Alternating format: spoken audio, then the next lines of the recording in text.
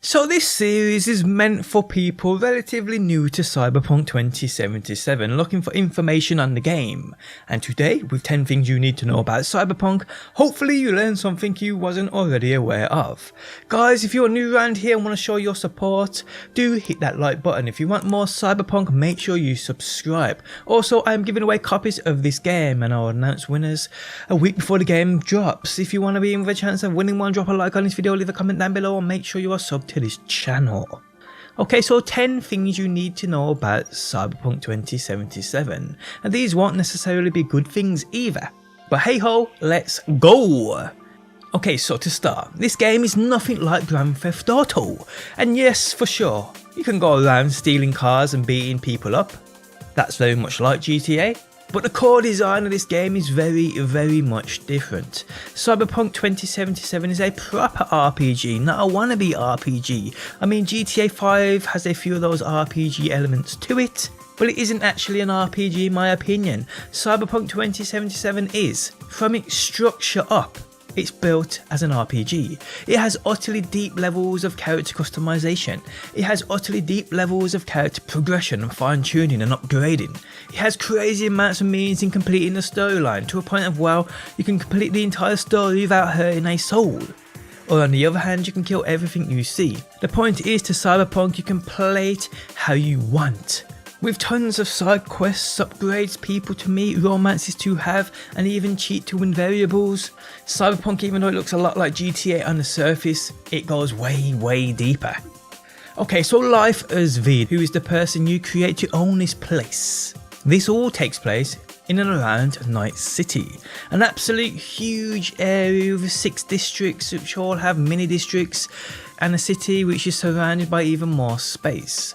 It's been estimated Night City is about twice as big as Los Santos within GTA 5, but it doesn't end there with Cyberpunk, as Night City is also very vertical. This means buildings are extremely tall, compact, and also for the most part explorable and extremely detailed. The city is very busy and packed full of things to do, find, complete and take part in. And then there is the surrounding Badlands, which is a lot of emptiness but goodness at the same time. Trust me people, you won't be short of things to do right here. So we've just spoke about the city and the surrounding area. But it's also been confirmed that every single street within Night City has been named. And that's just one level of depth we see in this game. And well, just think about that for a second. Every single street, every single road has its own very name. It's like, wow. Also confirmed, over 1,000 NPCs, non-playable characters, live days by routines, which can consist of waking up, going to work, working all day, crazy amounts of different jobs, returning home, etc, or who you can interact with also. So again, think about that for a second. Over 1,000 NPCs, characters you will see walking around those streets, will be living by daily routines. People, that is unheard of. And because of these few features I just spoke about, the world is said to truly feel alive, like nothing you could have imagined. The world feels like it's lived in, it feels like you ain't the centre of the universe. It feels like things are actually going on around you, in which you could spend your entire day just watching other people do their thing. Although that sounds kind of creepy.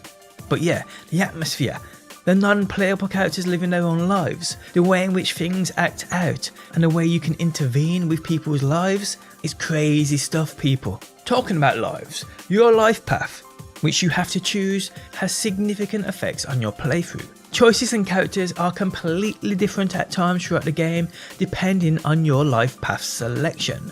So your life path is basically a 3-way option: Street Kid, Corpo and Nomad. Now we won't get into the details of each, but each drastically changes the way you play the game and, well, the way the game plays you. Each life path comes with benefits.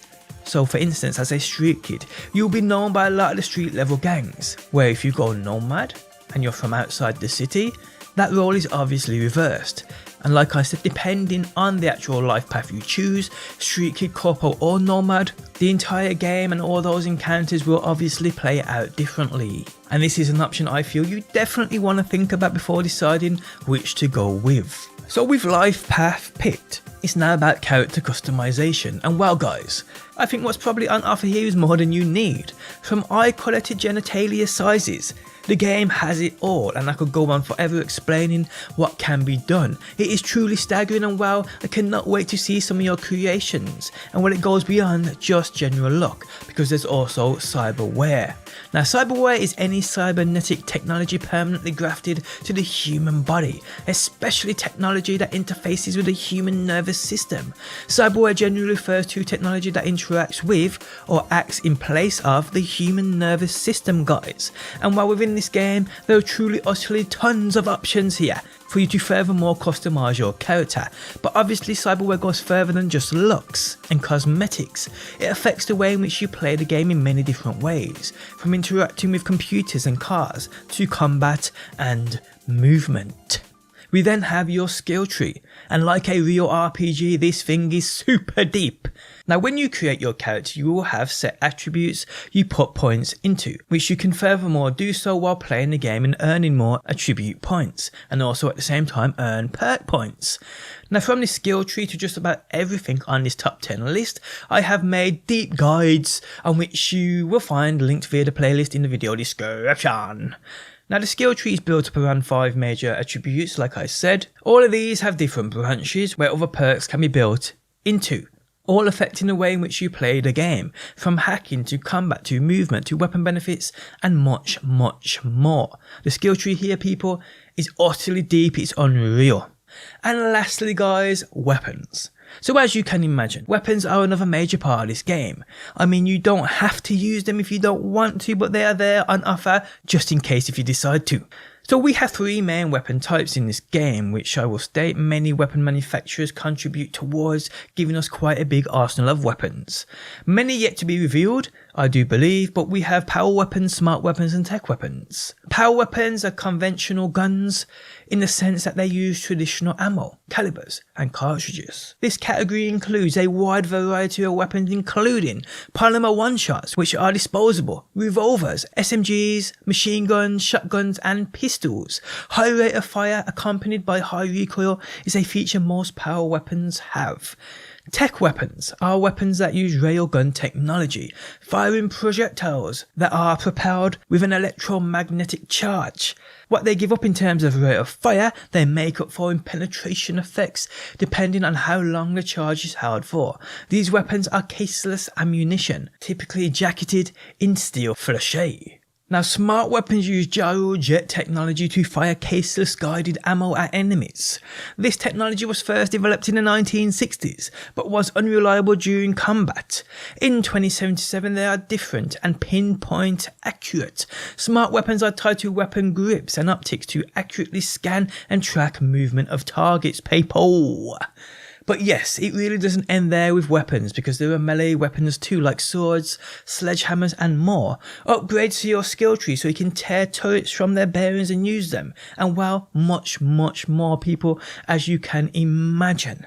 And guys, that is it. The first 10 things I feel you need to know going into or newly learning about Cyberpunk 2077. And this is the first in a line of episodes I will bring you covering what you need to know, getting a little deeper every single time. So guys, if you enjoyed this video and want to see more, leaving a like button truly helps me out and I appreciate that support on my channel. But guys, the end of the video is here. Hopefully you enjoyed it and hopefully I will see you on that next one.